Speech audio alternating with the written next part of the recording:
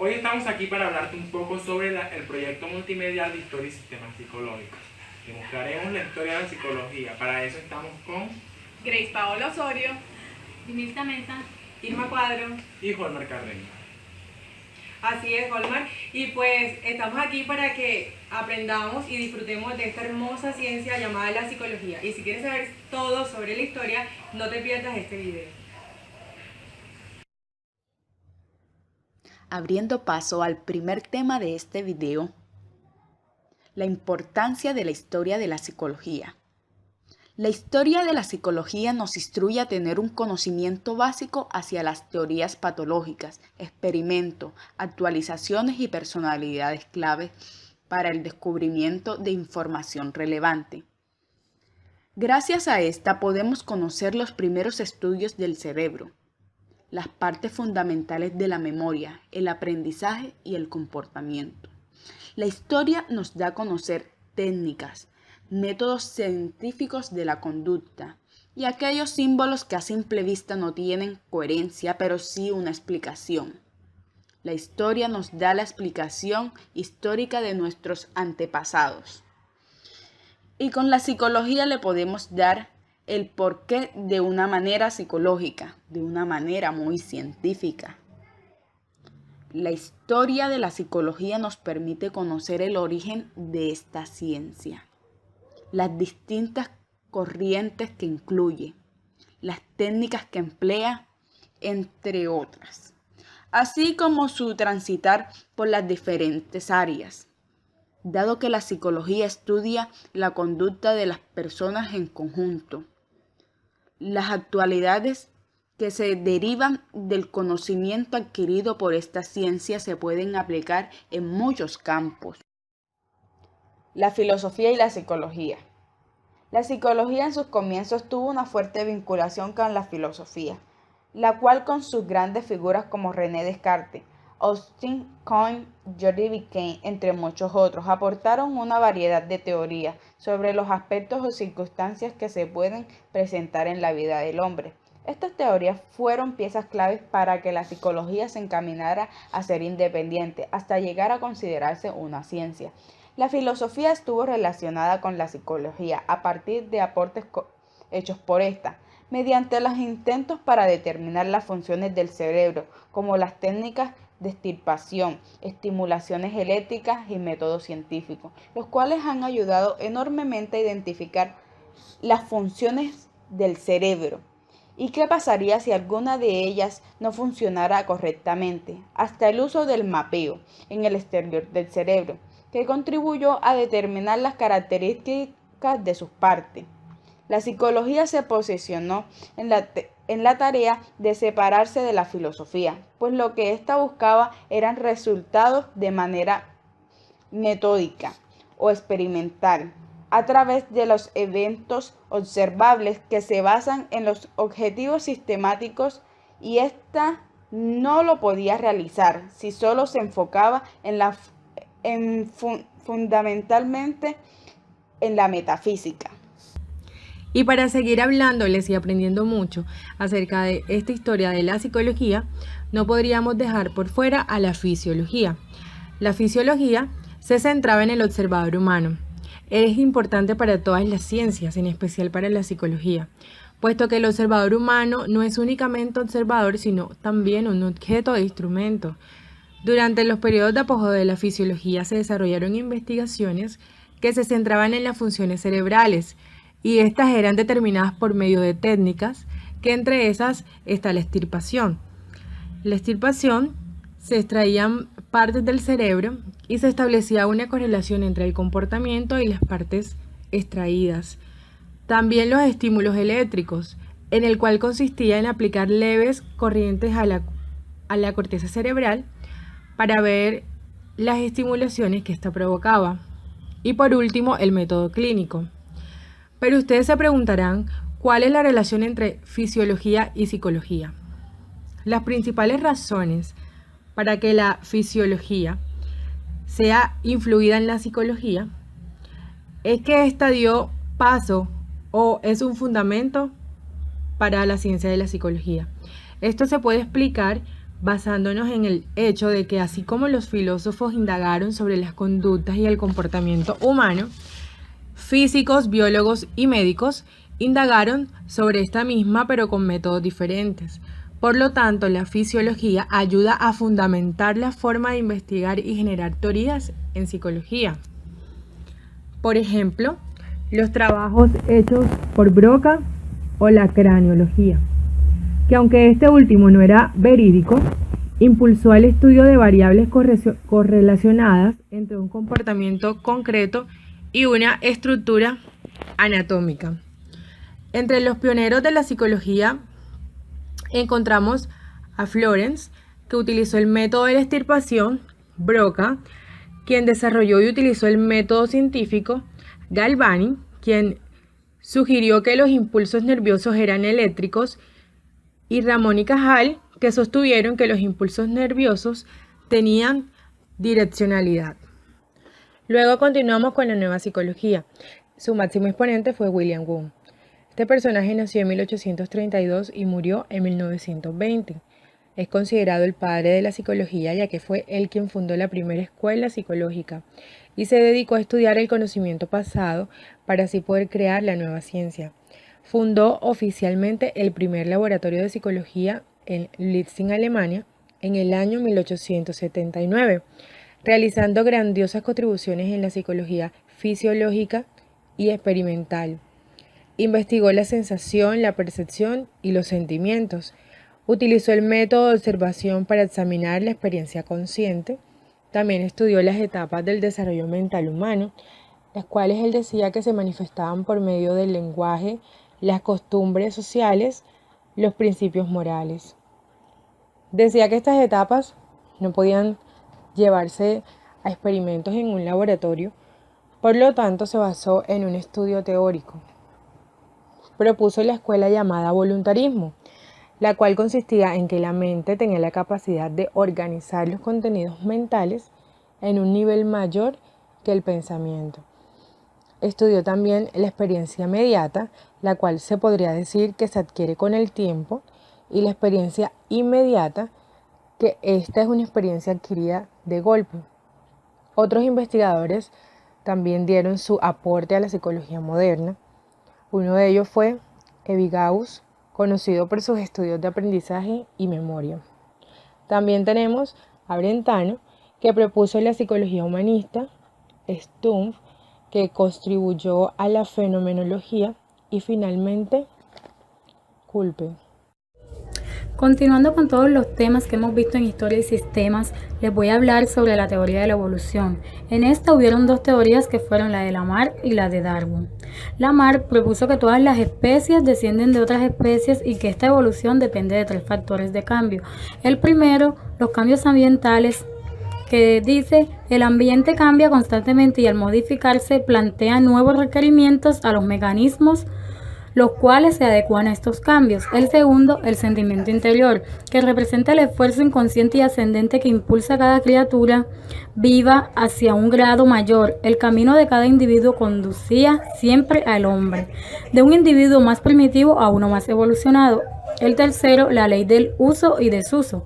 Cuando un individuo usa un órgano, este se vuelve más fuerte, pero si no es utilizado, el órgano se pierde.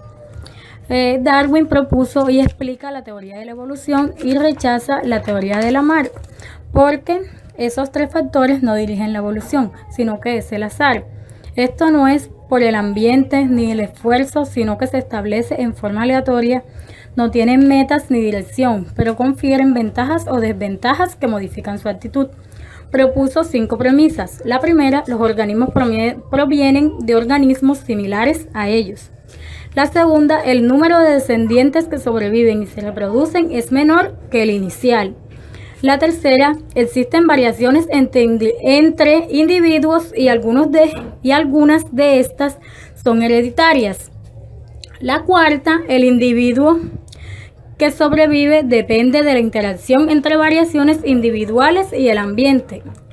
La quinta, dado un tiempo suficiente, la selección natural puede producir una acumulación de cambios tal que termina constituyendo dos especies diferentes. Bueno, hablando de la teoría de la selección natural, propuso 4 fases, que es la variación, la sobreproducción, la lucha por la existencia y la supervivencia del más apto. Bueno, llegó el momento de hablarle de la corriente postfreudiana. Como ya sabemos, Freud fue el creador del psicoanálisis. Entonces, al decir postfreudiano, estamos hablando precisamente de la corriente que surgió después del psicoanálisis de Freud. Entonces, los analistas se dividen en varias fracciones, ya que ellos no estuvieron de acuerdo en los puntos básicos. Los neofreudianos y la psicología del ego eran leales y pedían una expansión del concepto de ego. El ego era más independiente de la identificación, poseía su propia energía y tenía funciones separadas de la identificación. El ego estaba libre del conflicto con la identificación. A continuación les hablaré de la psicología del ego y los neofreudianos. Anna Freud, 1895-1982. Ella es una de las grandes teóricas del neofreudianismo conocido hoy en día. Esta, a su vez, era la hija consentida de Sigmund Freud, encargada del estudio del análisis de niños, el cual se trataba de un enfoque de la terapia psicoanalítica con niños. Tomó en cuenta su relativa inmadurez y el nivel de sus habilidades verbales. Utiliza materiales de juego y observó al niño en el hogar, su centro de tratamiento, el Instituto de Formación Psicoanalítico, y atrajo a los psicólogos clínicos de todo el mundo.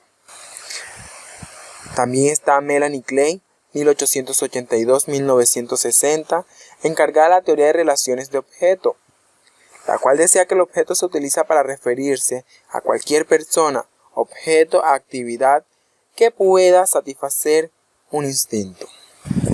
También se puede hablar de Carl Jung, 1875-1961, creador de la psicología analítica.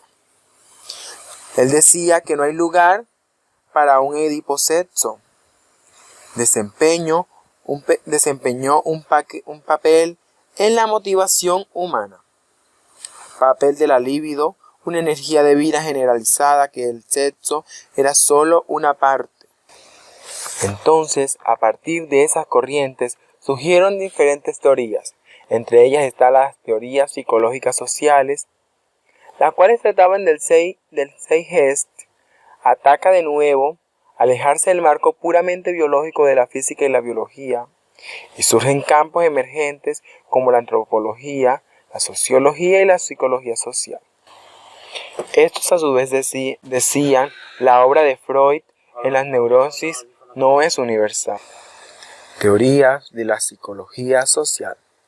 Alfred Adler, 1870-1937. Psicología individual.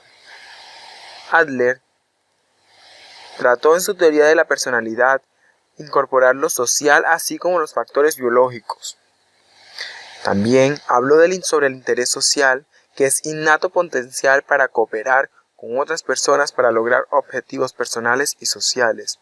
Considera que estamos más fuertemente afectados por nuestros planes para el futuro. Otro de los postulados de este autor fue el complejo de inferioridad, el cual decía que es una condición que se presenta cuando una persona es incapaz de compensar los sentimientos de inferioridad. También se habló de la teoría de la evolución de la personalidad, psicología humanista. Destacó derecho a fortalezas, aspiraciones positivas, experiencia consciente, el libre albedrío, la realización del potencial humano y una creencia en la plenitud de la naturaleza humana. Abraham Maslow, 1908-1970. También podemos destacar otro teórico como Carl Rogers, 1902-1987. La terapia centrada en la persona se basa en un singular factor motivacional, consideración positiva incondicional, el amor incondicional de una madre a su bebé, la responsabilidad de la mejora en la persona o cliente en el lugar del terapeuta. Llegó el momento de hablar del conductismo, el cual es una corriente de la psicología que se basa en el empleo de procedimientos estrictamente experimentales para estudiar el comportamiento observable, es decir, la conducta, considerando el entorno como un conjunto de estímulos-respuesta. Este enfoque tiene sus raíces en el asociacionismo inglés, en el funcionalismo estadounidense y en la teoría evolucionista de Darwin, pues dichas corrientes hacen hincapié en la concepción del individuo como un organismo que se adapta al medio. Entre los representantes más destacados podemos encontrar a John Watson. John Watson fue el primer estudiante en recibir un doctorado en psicología de la Universidad de Chicago. Su discurso se basó sobre el aprendizaje de las ratas. Una de las condiciones impuestas por el departamento para concederle el doctorado fue que dedujera sobre la clase de conciencia que producía el comportamiento que observaba en las ratas. Pero para Watson esto le sonaba absurdo, pues dudaba que las ratas tuvieran conciencia en absoluto. Con todo esto, se sometió a las normas, obtuvo su doctorado y regresó a su laboratorio para reflexionar sobre la conducta. Durante 10 años después de experimentos, Watson estaba listo para enfrentarse tanto a la escuela estructuralista como a la funcionalista con sus propias ideas sobre la conciencia y la conducta. En su artículo Psychology as the Behaviorist Views It, publicado en el año 1913, afirma que el concepto de conciencia de vida mental es una superstición, una idea de la edad medieval. No es posible definir la conciencia como tampoco lo es localizarla o medirla, por lo tanto, no puede ser objeto de estudio científico. Es momento del neoconductismo. En la actualidad, el enfoque conductista es mucho más amplio y flexible que en tiempos de Watson. Los conductistas modernos todavía investigan estímulos, respuestas observables y aprendizaje. Pero también estudian cada vez más los fenómenos complicados que no se pueden observar directamente, como el amor, la atención, la empatía, la confianza y la personalidad. A este nuevo tipo de conductismo se le suele llamar neoconductismo. Neo significa nuevo, para distinguirlo del enfoque ortodoxo de Watson. Entre los principales representantes podemos mencionar a Tolman Hull, a Guthrie y a Skinner. En esta corriente se destacaron los estudios del comportamiento, sobre todo a partir de experimentos con animales. Entonces, aquí en esto los principales representantes del neoconductismo, vuelvo a repetir, podemos nombrar a Tolman, a Hull, a Guthrie y a Skinner. Entonces voy a hablarles un poco sobre quién fue Skinner. Skinner señala que el aprendizaje explica la conducta y el aprendizaje, por su parte, está controlado por los reforzadores. Solo la conducta observable y medible puede sentar las bases para predecir, explicar y controlar la conducta. Por lo tanto, Skinner se concentra en hallar los vínculos observables entre el comportamiento y las condiciones que lo ocasionan o controlan. Espero hayan disfrutado y aprendido mucho de todo este recorrido histórico acerca de la psicología. Todo este aprendizaje fue adquirido gracias a la profesora Jimena Velasco, que siempre estuvo atenta. Y no se les olvide darle ¡manita arriba! Y tampoco de suscribirte aquí donde está la campanita. Bye.